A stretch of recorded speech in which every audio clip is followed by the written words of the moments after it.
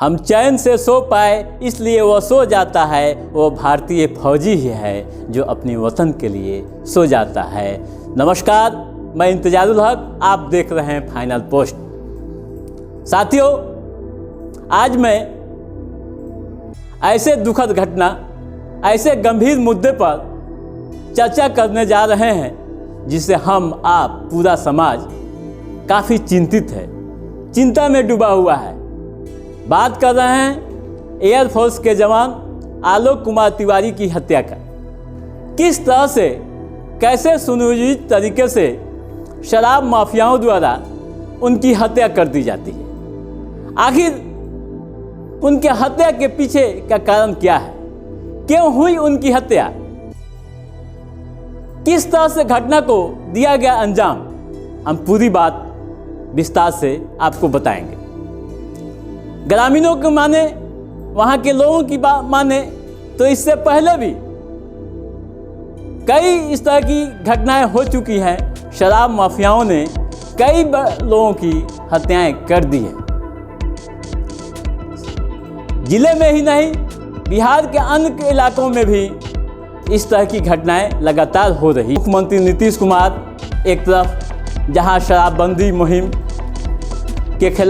पर काम कर रहे हैं, समाज सुधार यात्रा निकाल रहे हैं, बड़ी बड़ी बातें कर रहे हैं, लेकिन क्या केवल समाज सुधार यात्रा से इस शराब माफियाओं का मनोबल टूटेगा?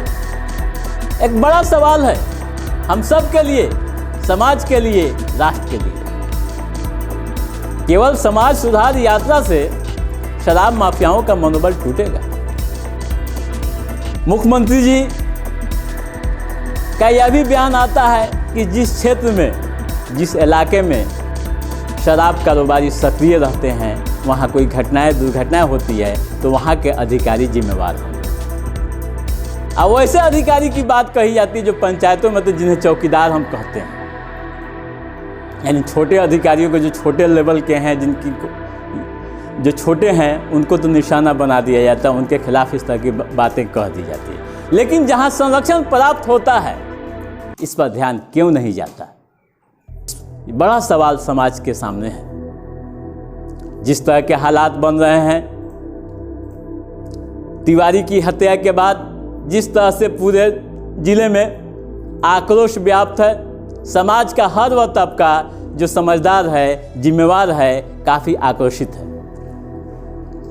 कहीं कैंडल मार्च निकाले जा रहे हैं तो कहीं अन्य तरह से संवेदनाएं व्यक्त की जा रही है, यानी सरकारी व्यवस्था, सरकारी सिस्टम पर बड़ा सवाल खड़ा किया जा रहा है। सरकार को इस पर जवाब देना होगा। अगर सरकार जवाब नहीं देती है तो हालात और बिगड़ सकते हैं। जिस तरह की परिस्थितियां देखने को मिल रही है, हर तबका सवाल कर रहा है मुख्यमंत्री जी से, मुख्यमंत्री जी आपकी शराबबंदी मुहिम कहाँ है? जब एक एयरफोर्स का अधिकारी आपकी इस मुहिम से सुरक्षित नहीं है तो एक आम आदमी की सुरक्षा की बात कैसे की जा सकती है? जब से बिहार में शराबबंदी मुहिम लागू हुई है, सख्ती से पालन करने की बात की जाती है, तब से लेकर अब तक जो आंकड़े आ रहे हैं, जो घटनाएं घट रही है, वो किसी से छुपी हुई नहीं है। पुलिस छोटे मोटे कारोबारियों को पकड़कर अपना खाना पूर्ति कर लेती है, लेकिन जो बड़े धंधेबाज होते हैं, बड़े कारोबारी होते हैं, वे कभी इनकी गिरफ्त में नहीं आते। आखिर क्यों? बड़ा सवाल है।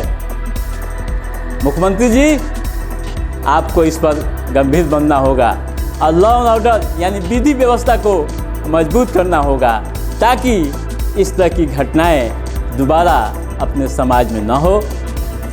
आज बस इतना ही। आप देखते रहिए फाइनल पोस्ट। हमें दीजिए इजाज़त। नमस्कार।